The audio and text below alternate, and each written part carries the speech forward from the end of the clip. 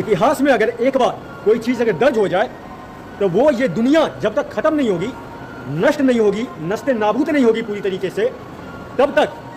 वो समय समय पर सालों बाद भी कभी ना कभी वो अपने पन्ने ज़रूर पलटती है। ये सब मैं क्यों कह रहा हूँ? वो इसलिए कह रहा हूँ कि उसी इतिहास में मुगलों का भी खतरनाक इतिहास है, इन अंग्रेज़ों का भी खतरनाक इतिहास है, और कुछ जब महात्मा गांधी, नेहरू जैसे, जिन्ना जैसे जो दोगले हैं बड़वे, जिन्होंने झूठा खुद के नाम का अच्छा इतिहास दर्ज करवाया और दर्ज करवाया गया, उन्हीं इतिहास में से एक इतिहास हमारे सुभाष चंद्र बोस जी का भी है, हमारे नेताजी का भी है, जिसमें अभी आईबी ने भी, जो हमारी इंटेलिजेंस ब्यूरो है, अभी उन लोगों ने कुछ चीज़ें और बाहर की है हमारे नेताजी सुभाष चंद्र बोस के बारे में। हालांकि ये बात अलग है कि ये बात मुझ जैसा युवा बहुत पहले जान चुका है कि अगर नेताजी सुभाष चंद्र बोस उस दौरान रहते जब अंग्रेज ये देश छोड़कर भागे और अपने अपने मन मुताबिक ये जिन्ना जैसे, ये गांधी जैसे, ये नेहरू जैसे के हाथों में ये भारत देश और ये भारत देश के टुकड़े करके जो पाकिस्तान बनाया गया और अब उसका एक बांग्लादेश भी देख लो उसी नक्शे कदम पे चल रहा है, ये सब सोच समझ के ये इन तीनों भड़वों के हाथों में देखे गए। अगर हमारे सुभाष चंद्र बोस जी रहते तो इनकी ये मंशा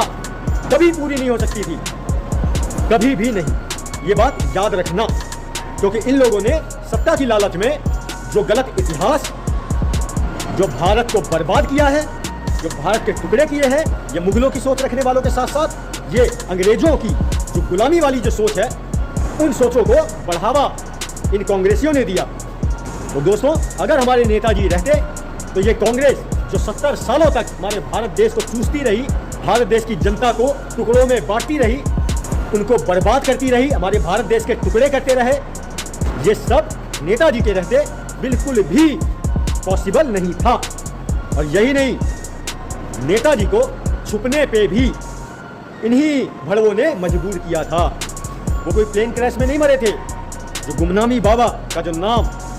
हम सब ने, आप सब ने सुना है ना, वो कोई और नहीं, वो हमारे नेताजी सुभाष चंद्र बोस थे, जिन्होंने उस टाइम पे भी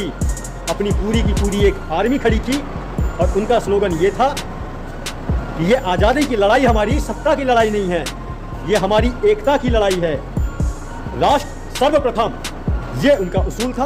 और अगर नेताजी रहते तो ये कांग्रेसियों की, ये जिन्ना जैसों की, या अंग्रेजों की और मुगल सोच रखने वालों की मंशा कभी पूरी नहीं होती थी। जय हिंद, जय भारत, वंदे मातरम, हर हर महादेव।